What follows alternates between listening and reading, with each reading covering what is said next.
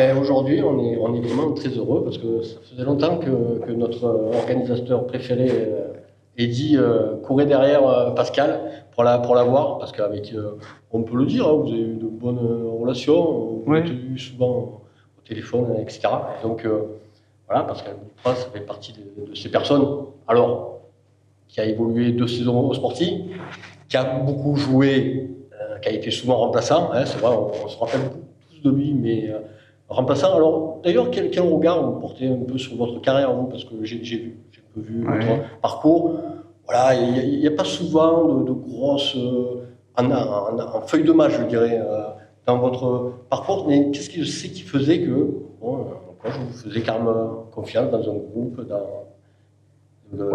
c'est difficile de parler de soi, mais c'est tellement vieux déjà. Mais ouais, j'étais un très bon footballeur. Et mon seul problème, celui que j'ai rencontré tout au long de ma carrière, c'est que j'étais fragile. Et surtout que, physiquement, par rapport à d'autres joueurs, j'avais pas la caisse. Voilà, c'est-à-dire qu'athlétiquement, voilà, passer la mi-temps, c'était difficile pour moi. Parce que physiquement, j'avais du mal. Par contre, j'avais un très très bon pied gauche. Formé à l'école socialienne, et puis je fais mon bout de carrière sympa, et je comprends qu'on se mette pas à genoux devant ma carrière de footballeur. Et d'ailleurs, je suis tout à fait satisfait que personne ne se mette à genoux devant moi, tant je respecte l'être humain. Ouais, donc voilà. Voilà, bon footballeur, c'est sûr. Souvent, ça m'appelle, alors comme il y a une méconnaissance naturelle et normale de la part de ceux qui aiment le foot, concernant ma carrière, quelquefois je suis obligé de faire des rappels. Dernièrement, je suis sur une émission à RMC qui s'appelle Les Grandes Gueules du Sport, et Jean-Christophe Drouet, qui est le présentateur, qui est un ami, pensait que j'étais un défenseur bourrin, vous voyez, comme quoi. Alors que non, j'étais plutôt un très bon joueur de foot, au sens esthétique du terme, gaucher de surcroît, et pour moi, les gauchers sont meilleurs. Ils ont quelque chose en plus, indéniablement. Absolument.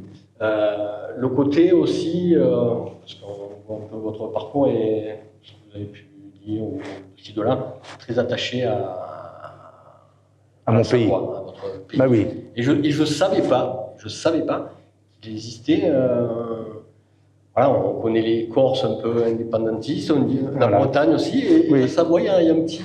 Donc vous faites partie où? Oui, mais quelque chose que vous revendiquez. Oui. Je ne vais pas dire mais, parce que je ne veux pas parler de nos collègues qui cherchent, comme nous, à retrouver une indépendance légitime, parce que jusqu'en 1860, la Savoie était un pays. Voilà, et ce pays, eh bien, je l'aime.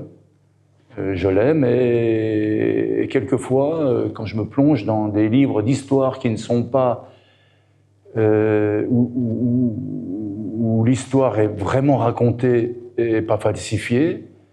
En 14-18, par exemple, on n'aurait jamais dû aller à la guerre, nous, parce qu'on jouissait de la neutralité helvétique. Ah, voilà. Donc, quand je sais que certains de mes ancêtres sont morts à la guerre alors qu'ils ne devaient pas y être, eh bien, quelquefois ça me heurte. Cela dit, c'est une volonté d'indépendance qui est extrêmement légaliste et extrêmement pacifiste. Donc ça, c'est important de le souligner. Vous verrez jamais un Savoisien plastiquer un immeuble, par exemple. Ça n'arrivera pas. Voilà. Donc vous voici donc rassurés. Voilà. J'aime la France, cependant. Je suis français, même si j'aurais préféré être savoyard. Donc, on va quand même parler un peu du Sporting. Hein. Comme je le disais en préambule, il fait un peu tâche géographiquement dans votre parcours parce qu'il n'y a pas eu de club du Sud, ça a été Toulon le seul. D'ailleurs, qui vous fait venir? Roland Courbis via Bernard Pardo. Si on veut que j'avais connu Bernard à Brest, où nous avons joué 4 ans ensemble. Voilà, donc Roland cherchait un joueur de mon profil et Bernard m'a servi d'agent sur le coup. Donc je suis arrivé à Toulon et j'ai aimé ce club dès la minute où je l'ai fréquenté. Je le garde toujours dans mon cœur, je regarde toujours les résultats du Sporting Club de Toulon. Je trouve que c'est... définir par rapport à quoi? L'ambiance qui régnait quand je vois certains de mes coéquipiers qui, eux, pour le coup, sont des légendes. Quand je dis à Luigi Alfano que c'est une légende du Sporting Club de Toulon, il a tellement d'humilité qu'il me répond toujours non. Mais c'est vrai. Voilà, dernièrement, dans mon petit village, parce que j'habite ici à la Cadière d'Azur, on en parlera tout à l'heure, au bistrot qui s'appelle le Cadiero, où j'ai l'habitude d'aller parce que je suis un enfant du peuple, donc j'aime bien aller boire un coup de temps en temps, même si je bois pas d'alcool, au bistrot de mon village. Eh bien, les deux frères, Desrossi, les patrons de ce bistrot, le Cadiero, m'ont dit « Peux-tu nous amener la légende du Sporting? On voudrait le voir. » Et j'ai pas été surpris quand ils m'ont dit qu'ils voulaient voir Luigi. Donc Luigi leur a fait honneur et est venu boire l'apéro un soir au Cadiero. Donc voilà, j'ai aimé le Sporting parce que l'ambiance y était superbe, parce que je me souviens des matchs, certains que j'ai joués d'ailleurs, Oui. contre l'OM par exemple, où on sentait l'antagonisme qu'on sent plus aujourd'hui, parce que j'ai l'impression que le Toulonnais a envie que Marseille gagne, mais c'est certainement dû à cette incongruité, à savoir le Sporting, malheureusement, n'est pas professionnel alors qu'il devrait l'être. Quand on est la 12 ou 13e ville de France, on ne peut pas rester autant d'années dans l'ombre. Donc j'ai du mal à piger comment se fait-il que ça ne soit pas le cas. Et j'en suis le premier déçu. Pascal, un petit mot sur la fin. Parce que là, on voit sur RMC, dans les médias, est-ce qu'il a envie un peu de basculer sur le terrain, coach? Il a encore ça dans le ventre? Ouais, ça fait 2 ans, j'ai eu des possibilités rares, on doit le dire, et souvent pas correspondantes à ce que j'espérais. Donc ça fait maintenant 2 ans que je n'entraîne pas, mais j'ai toujours envie parce que j'ai la pêche, je mène une vie d'ascète, j'ai eu très vite des problèmes de santé. Oui, donc les problèmes de santé ont fait que je me suis toujours bien conduit, encore mieux conduit, je fais attention à ce que je bouffe, voilà, j'ai la pêche, vraiment. Et j'ai encore envie d'entraîner, même si j'ai 62 ans passés, bientôt 63. Mais si j'entraîne pas, je vais pas mourir. Enfin, pas de ça, en tout cas, j'espère. On meurt pas de ne pas entraîner, je crois pas. Je vais pas mourir d'ennui non plus, parce que j'ai des activités.